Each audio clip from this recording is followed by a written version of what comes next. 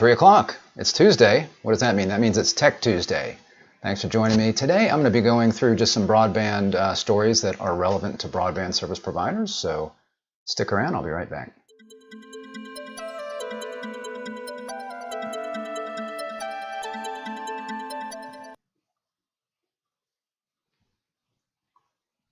Thanks for joining me. Rick Uzi here at Zcorum. So I like to do this every now and then, is go through some broadband stories that are relevant if you're a broadband service provider or if you're thinking about getting in the business.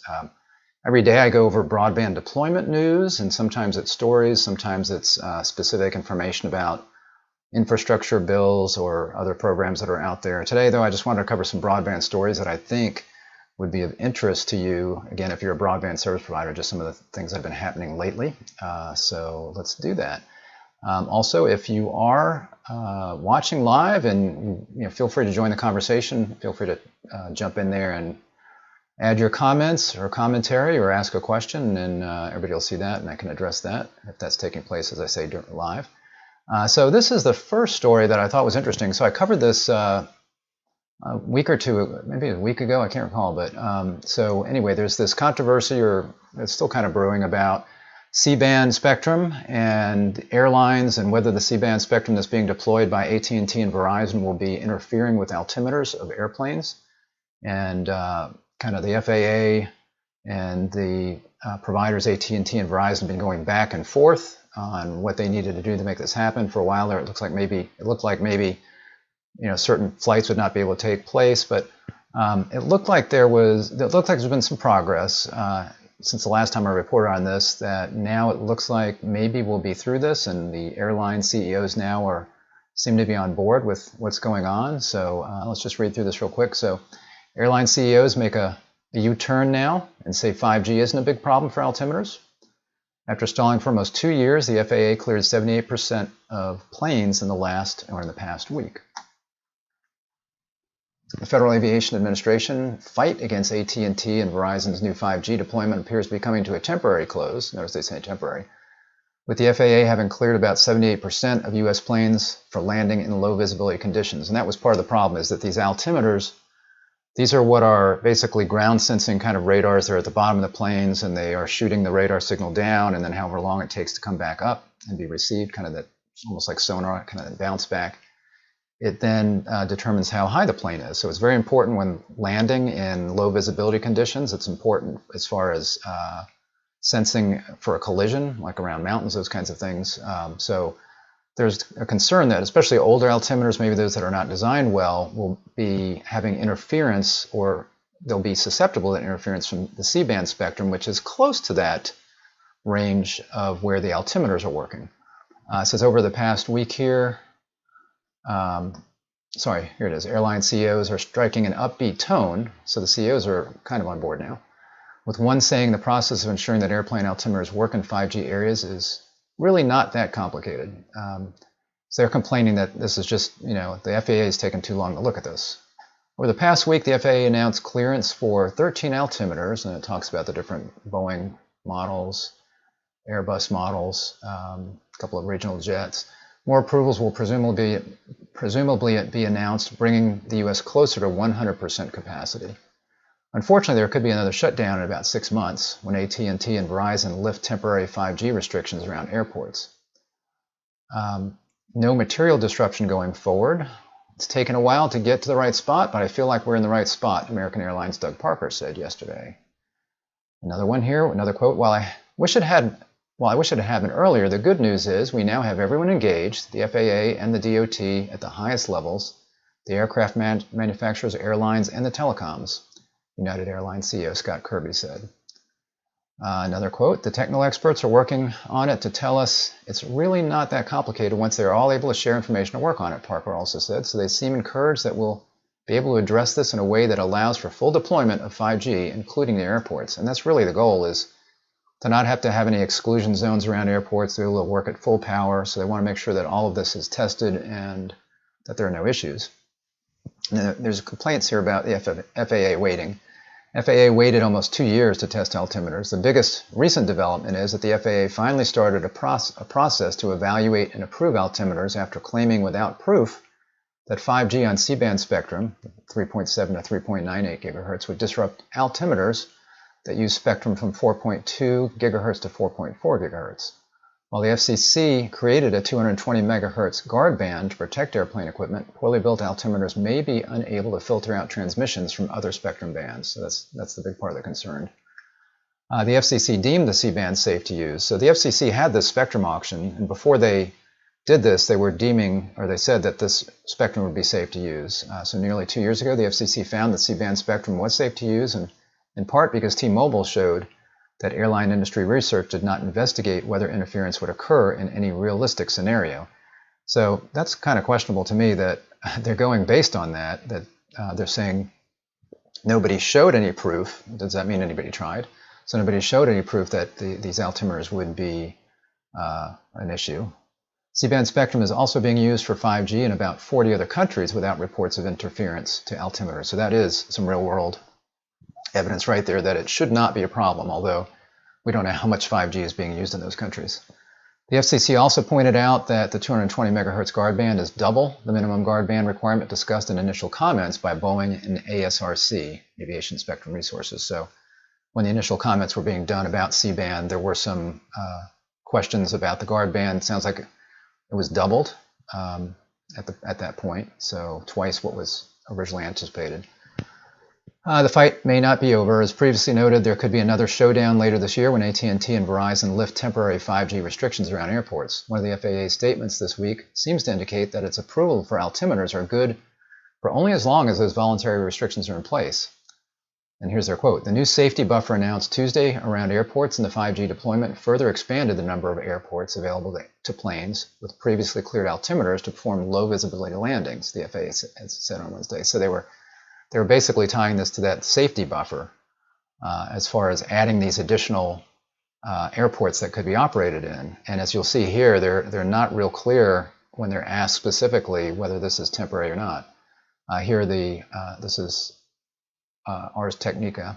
They said, "We asked the FAA today if this means that the current approvals only apply for as long as the safety buffer and other temporary 5G limits that are in place."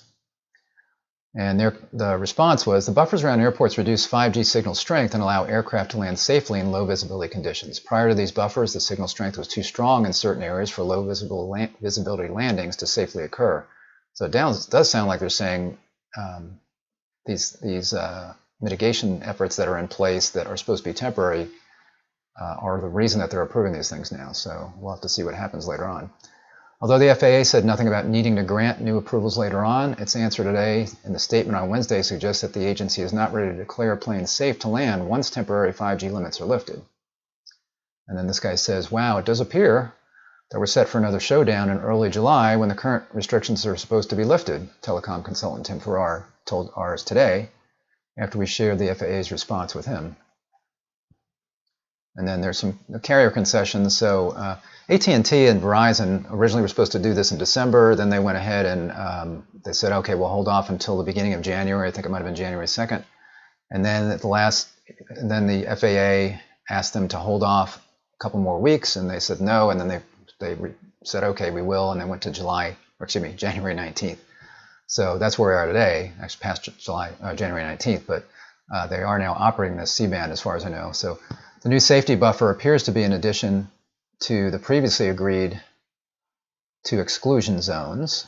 And those were exclusion zones, at the first paragraph. So one of the first major concessions they made was these radio exclusion zones around 50 U.S. airports.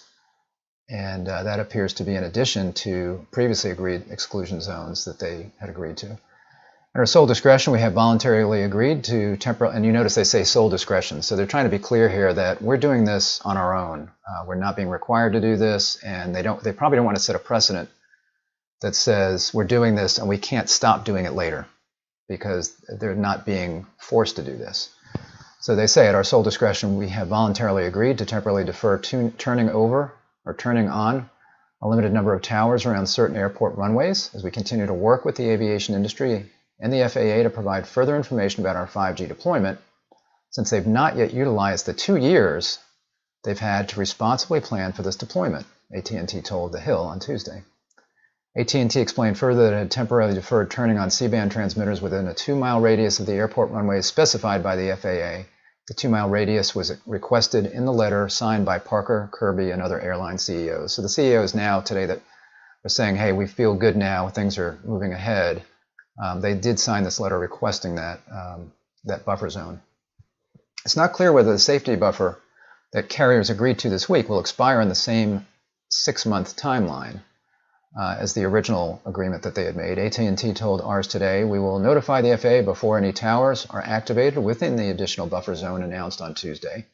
We're continuing to engage with the FAA, FCC, and other stakeholders, including providing details about our deployments to help facilitate the FAA's technical assessments and clearance of aviation equipment. So basically, they put in these smaller exclusion zones around certain airports that the FAA has asked for, and what they're really wanting the FAA to do now is to do all the testing they need to do so that they can then go to full power around all of these airports. And we'll have to see, but it sounds like the FAA has been sitting on that, even though they've known for quite some time that the C-band spectrum auction had been completed and AT&T and Verizon had won all of the spectrum and they were planning on using this for 5G. This is another story that I found really interesting. I did a broadcast the other day about G.hn, which is a standard that lets you do broadband service. Like if you run fiber to an apartment building, for example, you can run it to the curb, and then you can use G.hn to use existing wire in the building, and that could be coax cable, it could be telephone wires, or it could even be power line wires. Although power line goes a lot less. It's much shorter. It doesn't go as far as telephone or as coax. So the FCC proposes broadband regulations for multi-tenant environments, and this is one reason why people might want to take a look at GHN if they're going to be hooking up an MDU, because one of the things I was talking about in the broadcast is you can get your fiber to the building, but then what do you do from there? You could use Wi-Fi somehow. You could set up a wireless kind of thing, or you could rewire the building. And if you got fiber coming to the building, what are you going to rewire it with? Well, you'd probably rewire it with fiber, but that's very, very costly. So you can use G.hn to run over existing phone lines and or coax cable, and you can use both at the same time, and you can get 1 gigabit symmetrical speeds doing that. So it's a really cool technology. It's been in place. So I'll go ahead and link to that if you want to learn more about that. There's a couple of broadcasts that I did on that. So the reason I find this really interesting is that if you did want to rewire the building, this is another reason you would not want to rewire the building, other than the fact that it's very costly and you have to do it all at once. As I mentioned in that broadcast, you wouldn't rewire just an apartment here, an apartment there as you're doing subscribers. If you're going to rewire, you just have to rewire the whole building, and you've got a lot of sunk costs there that you got to make up. Well, why would you do that if then you're bearing that cost and somebody else can come in later and ride across your fiber wires that you put in there? Because the FCC is trying to stop that. They're trying to stop this idea of a service provider going in there, wiring the building, and then leasing that back to the building, and the service provider is the only one that can use that wiring. So it says here the FCC is considering a report and order and deregulatory ruling that Chairwoman Rosenworcel said is designed to promote competition and increase broadband choice for people living and working in multi-tenant environments, MTEs. There'll be MDUs you hear as well, multi-dwelling units.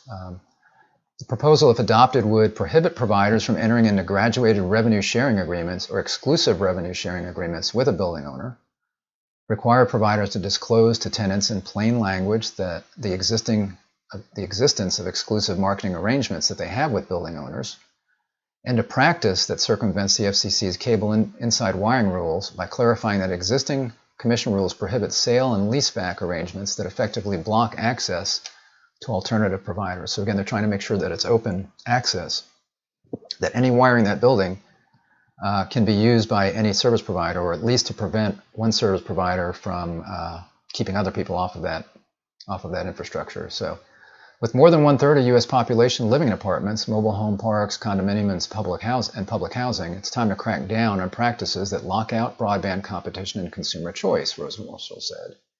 Consumers deserve access to a choice of providers in their buildings.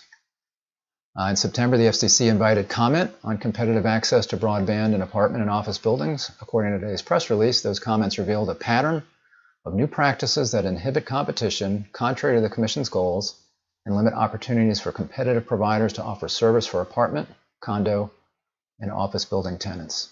It's not clear how the FCC multi-tenant environment's proposal would impact building owners' ability to bundle broadband with rent. So yeah, that is a question where I guess they could bundle it, but maybe your rent would vary depending on which service provider you wanted to use if more than one was available in the building, I suppose. It should not impact that, other than the service providers might have a different cost for what they provide. So again, I thought this was interesting, especially with the G.hn factor in there, and I will post a link to the two broadcasts that I did about that technology. One was very recent, and then I did one not too long ago with Olivia Rousseau, who is the president of the Home Grid Forum, and that is the organization that manages that G.hn standard. So you can learn a lot about that if you would be interested. Look for that after the broadcast. Windstream, Cincinnati Bell, and other RDOF bids are authorized. So RDOF, that's the Rural Digital Opportunity Fund, and that was a reverse auction that was done by the FCC that provides support for service providers. This goes directly to the service provider, where they can then roll out broadband service in specific areas that were considered unserved and underserved. Unlike some recent infrastructure bills that passed, this goes directly to the service provider. The service provider bid on how little support they would be willing to take, and those funds are just now being released by the FCC. So this is, I think, maybe the fourth round of awards that have been done. Fifth, excuse me. So the FCC has released the fifth public notice of authorization bids in the RDOF auction. Winning bids in the auction, which allocated $9.2 billion, must prove viability before funds are released to them. I think they prove viability if they're saying they're now authorized. Winning bidders submit their long-form application. Those who pass muster are put on the ready to authorize list. So these guys, I believe, were on ready to authorize, and now they're authorized. These companies have about 2 weeks to provide a letter of credit and bankruptcy code opinion letter. If no issues arise, the company is deemed to be authorized and funding is released. And that's where I believe these guys are. So you can see some of the companies here. Altamaha Electric. You see some electric cooperatives, because again, this is, as I've talked about before in this broadcast and others, electric co-ops are in a really good position to be able to provide broadband to areas that are traditionally underserved or unserved, because those tend to be large swaths of area that are outside of your certainly major cities, but even your small towns. So you've got your small towns where a lot of times you have pretty good internet. There's an incumbent provider in there, maybe a cable operator or a phone company, and they have good internet, let's say.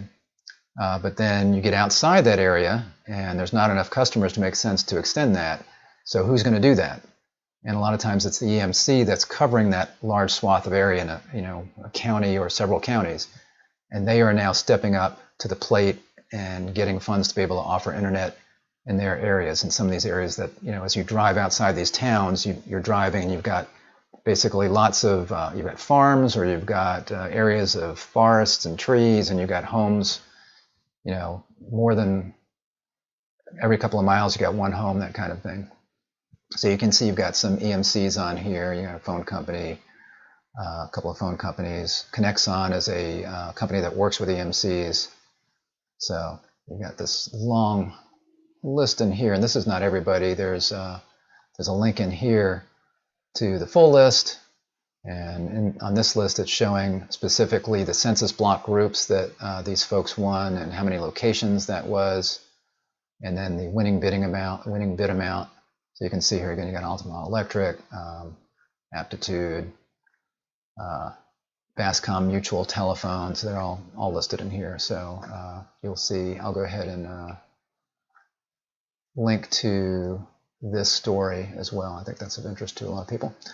Windstream reaches 1.1 million locations with gigabit broadband. So we're starting to see, with RDOF funds that have been deployed, and you're going to see several stories here where people are out there furiously trying to get broadband in the ground.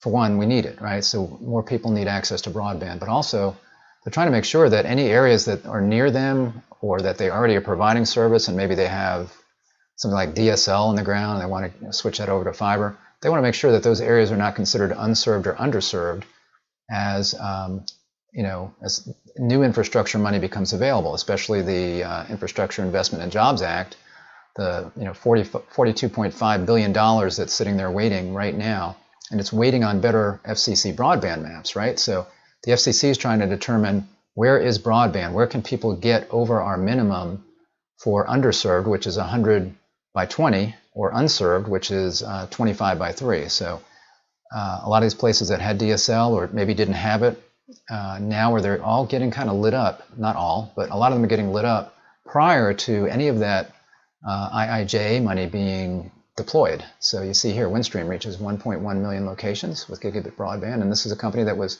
kind of running behind in the area of fiber. There were a lot of DSL, so they're trying to swap that out as quickly as possible. So it says here, they shed some light on its full year 2021 performance, announcing its Kinetic brand added more than 55,000 broadband customers last year. The company previously said it had 13,000 broadband subs in Q1 and 15,000 in Q3, and then they filled in some blanks there to Fierce Telecom and said they added 9,500 in Q2 and 17,300 in Q4, and they say they have a total of 1.164 million broadband customers as of the end of 2021.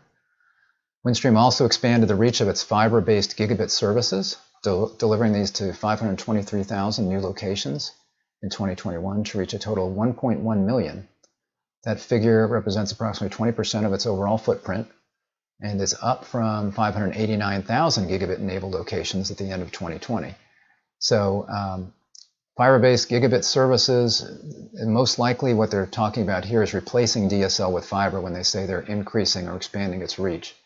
So it looks like here they've pretty much doubled that in just the last year. So again, they're really trying to do this very quickly. Plans to push to another 400,000 locations in 2022 to address an additional 10% of its footprint. It will likely continue deployments at a slightly slower pace for the following 3 years. The expansion work is part of a previously announced 5-year, $2 billion project to push broadband to more rural markets across its 18-state footprint. So again, a lot of the goal here is to get this broadband service out to rural markets where they tend to be unserved and underserved. You have fewer service providers, and they're trying to get out in those areas and make sure that they have a kind of a stake in the ground that they are the service provider there and they're providing gigabits. So somebody can't come in and use federal money to overbuild them, assuming that they're providing the service that they say they're providing. And similar, we've got Verizon. So you see Verizon Fios, that's their fiber service, posts its best full year net adds since 2014.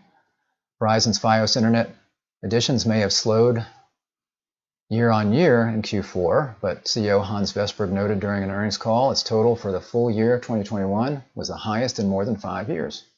The operator posted 106,000 total broadband net additions in the quarter, up from 76,000 in Q4 2020. That figure included 78,000 fixed wireless access subscribers and 55,000 Fios internet adds, as well as the loss of 27,000 DSL customers. So when it says the loss, that may be replacing DSL with this fiber or this fixed wireless. And it's interesting that the fixed wireless ads were higher than the Fios fiber ads. And that is, I think, because it's much easier to add wireless customers. Now, Verizon is one of the service providers that has the C-band spectrum. So very quickly they can roll out that C-band spectrum over their wireless network, basically, and rather than just being a mobile phone that you're going to use and get 5G on, they've got a fixed wireless version of that where you have an antenna on the home somewhere, or maybe even in the home, depending on the spectrum that you're using. In some cases, this is, with Verizon, it's millimeter spectrum, millimeter wave, which is very fast but doesn't go through walls, so you need to make sure you have an antenna on the outside of the wall and you have small cells in the area and you have to have line of sight. With their mid-band spectrum, that may be available right into the house without having any kind of antenna in the home, and then generally you've got a Wi-Fi router in the house to distribute that. Full year Fios internet gains in 2021 totaled 360,000, the company's best annual results since 2014. Verizon will continue to expand its Fios footprint, expects its fixed wireless product to open up new opportunities in the broadband segment, particularly now that it has deployed C-band spectrum that it can use this service for. So again, they were doing millimeter wave, now they've got C-band, which is in that kind of sweet spot, that Goldilocks spectrum, that, as they call it, where it propagates really well. It's It's faster than 4G, not as fast as millimeter wave, but it's pretty fast, like 400 megabits per second, 300 megabits per second probably on mid-band spectrum, C-band spectrum. So you can get really pretty good speeds, and you can deploy it very quickly, much faster than you could, let's say, fiber service if you don't have the fiber in the ground already. We believe that Verizon's fixed wireless access offering will drive the next leg of broadband growth. So you can see they're focusing on this a lot because of the ease of deploying it, increasing our market share and reach, Vestberg stated. He added, this is interesting, all its fixed wireless access customers use its service as their primary broadband connection and are coming from basically cable and DSL areas. So these are not people that are supplementing a wired line. This is their primary broadband connection at home, and they're coming from cable and DSL areas. So they are offering this in areas that don't already have good internet. And I'm assuming when they say cable, that's probably not, it's probably mostly DSL and not cable, because most cable operators are at least on DOCSIS 3 and they're 3.0, and they're able to provide pretty good service. So if somebody has already got a wire in their home and they're getting good internet, they're not likely to cut that internet cord unless they're having service issues. Maybe the speed should be good, but it's not because the service provider doesn't have enough bandwidth back to the backbone, or backbone internet's not good enough, or maybe they're not providing good customer service. But for whatever reason, I bet a lot of it's DSL. But that's where they're getting their subscribers right now, and that makes sense. That's where people are fed up. They're not getting good speeds or good service. And we got AT&T here. So again, AT&T is starting to offer. Let me see if I can get rid of whatever this is here. I don't know what that dark spot is, but looks like it's going to stay there. So if you're looking for faster home internet, AT&T is starting to offer 2 gig and 5 gig broadband to eligible customers on the company's fiber network. So AT&T here is not so much expanding their fiber, but they are increasing the speeds that they can offer and charging a little bit more as they do that. So AT&T is the other operator that's jumping into C-band. So they're primarily expanding through C-band right now and 5G. And they also were one of the big winners in that C-band spectrum. So they're focusing on that, but they're also raising their speeds for their fiber customers. The new speed tiers are rolling out to nearly 5.2 million customer locations, in over 70 metropolitan areas, including Atlanta. That would be right here. Dallas, Kansas City, Los Angeles, and New Orleans. However, the new speeds aren't cheap. The 2 gig service costs $110 per month, while the 5 gig plan is going for $180. So I'm not sure who's going to want this. Maybe business. I don't know about residential customers paying $110 a month for 2 gigs when you can get 1 gig or even 500 or 300 megs, and that can service most people, I would think. And some bad news, AT&T is also raising the price for its 1 gig and under home internet plans for new customers, and they're raising it $20. So you can see they're going from 60 to 80 on their 1 gig plan, from 45 to 65 on 500 megabits per second, and then 300 megabits per second. It's going from $35 to $55 per month. When asked about the price hikes, AT&T told us the increases cover the $10 a month equipment fee, which the company is implying wasn't factored into the original pricing structure. So I think what they're doing there, I believe I have AT&T, and I believe I am paying a $10 equipment fee right now. So I think what they're saying is for new customers, they're going to come on board at these prices. There's not going to be a $10 a month equipment fee, but they're raising the price $20. So that $10 is covered in that price increase. So it's really more like a $10 price increase. While the day one price may look higher, new customers will have no equipment fees, no annual contract, which is nice, and will not see a price increase at 12 months. So they're trying to get away from this sign up with us, we'll sign you up for a year and you feel trapped, and then you're paying this $10 equipment fee, so you don't feel like you have to go out and find your own router. It's kind of worked into the price. So it makes sense. I think that's smart. Existing customers will not see a change in their price. That would mean I am not going to be seeing a change in my price. Customers on the gigabit internet plans will also receive HBO Max as a free perk, and that's nice as well to get HBO Max for free. That's like a $10 value. So right there, I get that now. But right, that would help people trying to make the decision if they're a new customer. Let's talk about what T-Mobile is doing. T-Mobile goes bigger, expands fixed wireless access service across Texas. So T-Mobile also has been furiously rolling out 5G, and they are using another mid-band spectrum, CBRS primarily. That's Citizens Broadband Radio Service, I believe, CBRS. And CBRS is like C-band in that mid-band spectrum where it's a good mix of speed, but also propagation, so you don't have that issue of line of sight. So T-Mobile has expanded its home internet fixed wireless access service in 57 communities across Texas. The new T-Mobile Texas markets include smaller, more rural towns. So again, you've got T-Mobile out there now where you've got rural towns that maybe did not, I would say would be considered unserved or underserved areas for some of these broadband infrastructure dollars that are now not going to be that. If T-Mobile is out there and they can now offer service that's over 100 megabits per second, then sounds like that's not going to be unserved. So it'll be interesting to see when the maps come out with all of this fiber that's being laid and 5G service from all three big mobile providers, whether it's C-band, Spectrum, or CBRS. They're covering a lot of ground here with broadband. Home internet costs $50 per month with auto pay with no price hikes for 2 years. No added taxes or fees, equipment costs, annual contracts, or data caps. So again, it's nice to not have that annual contract. No equipment costs. Sounds like it's all built into the price. For a limited time, new subscribers will get a $50 virtual prepaid card. T-Mobile says that almost 1/4 of the Texas homes with access to home internet are in small towns and rural areas, many of which it says are underserved. So again, if they're using the definition of underserved as what the FCC considers, or NTIA, it depends. In some cases, underserved would be anything under 100 by 20. But for ARPA, underserved is anything, I believe, 25 by 3. But in any event, these are areas that are at least under 100 megabits per second. So again, they're taking off the table some of these areas on the map that would be available for broadband infrastructure funds if they're now going to be covering that.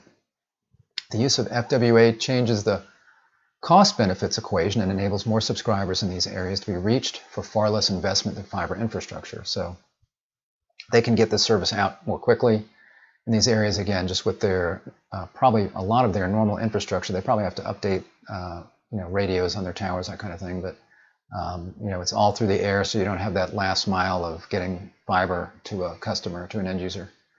Dow Draper, T-Mobile's executive vice president of emerging products, said, with the investments we've made in our 5G network, we have the additional capacity needed to deliver on the full potential of 5G technology and bring home internet to millions of households across Texas and nationwide. Mobile services that generate far more, this was interesting. So they're saying they get less profit from this. So mobile services that generate far more revenue, 4.36 per gigabyte, compared to 10 cents per gigabyte for a fixed wireless access subscriber. So if they have a mobile customer, they're getting $4.36 per gigabyte, but only 10 cents if it's a fixed wireless customer. And that disparity led to a Moffett-Nathanson research note questioning why Verizon and T-Mobile are so bullish about fixed wireless access earlier this month. But again, I think they're bullish because they realize they have to get out there and do this in order to cover this territory as quickly as possible to make sure that other providers don't get funds to come in there and build out fiber, right? So they can kind of claim this territory that they have with their fixed wireless service, and they can prevent other providers from getting funds through, let's say, ARPA if they haven't already applied for a particular area, or certainly through the Infrastructure Investment and Jobs Act, because that money is not going to be available until 2023. So they can get this area covered before the FCC maps come out, and then when the maps do come out, assuming that they can provide this service realistically at these speeds, then these particular areas that they're covering, and as they deploy more fixed wireless in other areas, those particular areas will not be on the FCC map as underserved or unserved. So they're kind of locking other people out of being able to get federal dollars to go ahead and submit and get those areas covered. Here's a provider that's doing lots of different things. So Midco, their CTIO, talks DOCSIS 4.0 and how fixed wireless is helping it in its push for fiber, or helping it push fiber further. So they're doing DOCSIS, they're doing fixed wireless, and they're doing fiber. Might seem counterintuitive, but Midco's Chief Technology Innovation Officer told Fierce the operator's use of fixed wireless access technology to serve certain remote locations is actually benefiting its efforts to expand its fiber network. Midco deploys fixed wireless access for service for customers in some of the most remote parts of its footprint.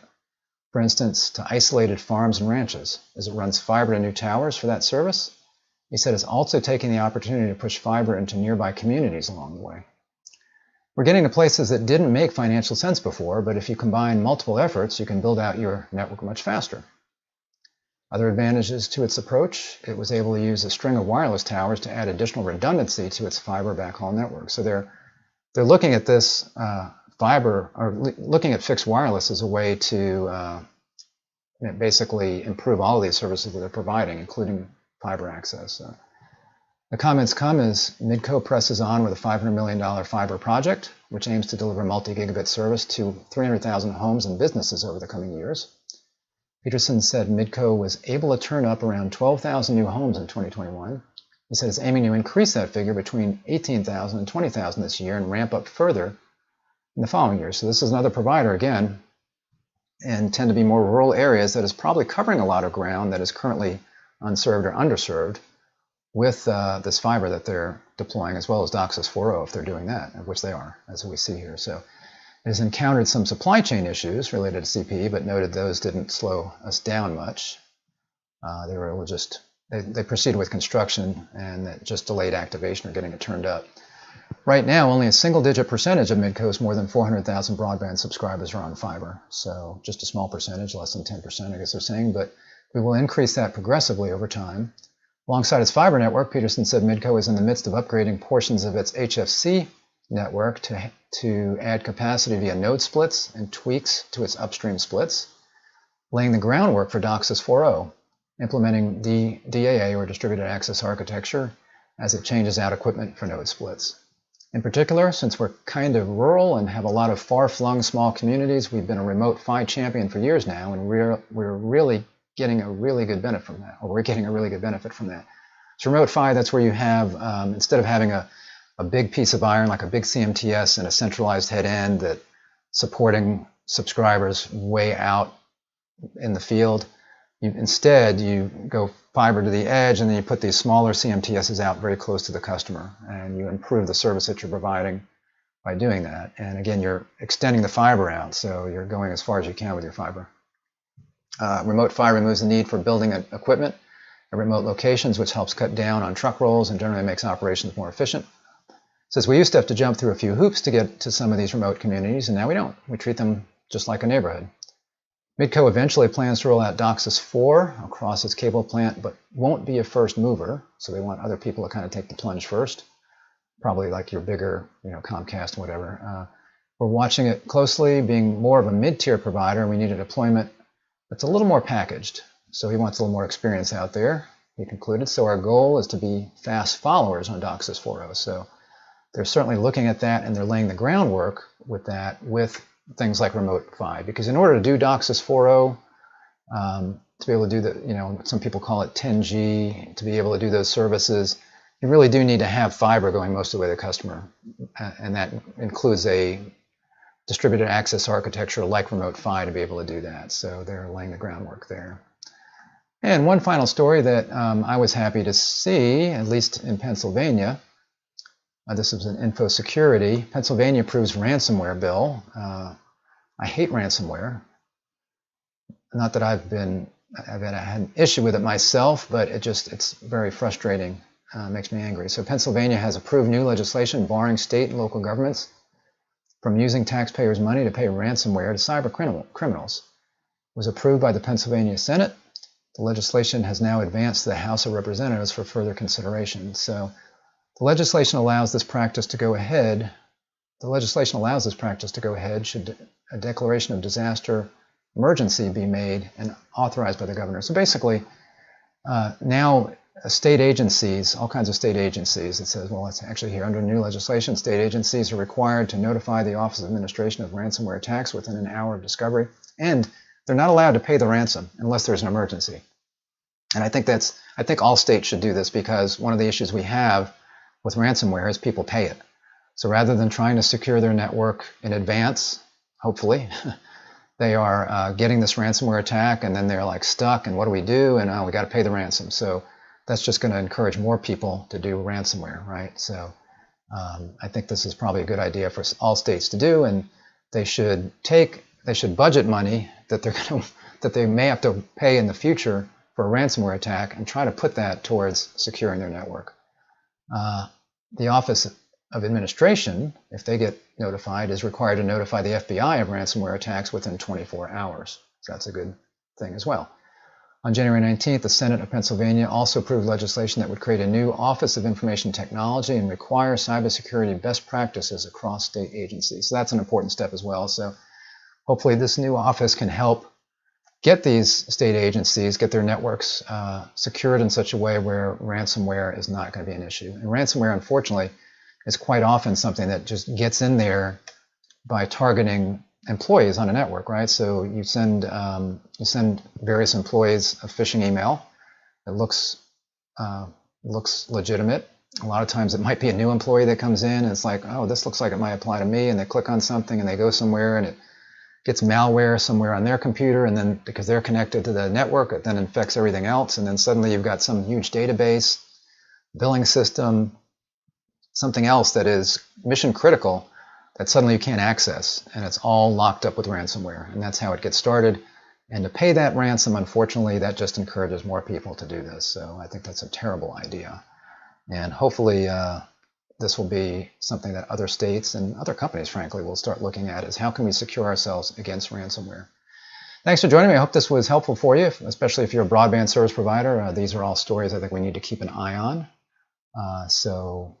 Tomorrow, I do a broadband deployment news every day. Tomorrow I'm going to talk about Starlink. So if you are, I didn't talk about satellite today, but that's what I'm going to be talking about tomorrow, is what's going on with Starlink and what kind of, is that really something that we need to be concerned about? Because that is another technology that, if it's available and it can do over 100 megabits per second, over 100 by 20, let's say, and it's reliable, does that mean that that covers portions of the map that the FCC is creating? I think probably not, but still it's important to know if there are unserved areas and that you want to go into, that whether or not Starlink is going to be a competitor that you have to deal with. So I will be talking about that tomorrow during Broadband Deployment News. If this was helpful or you like this, give me a thumbs up on the video.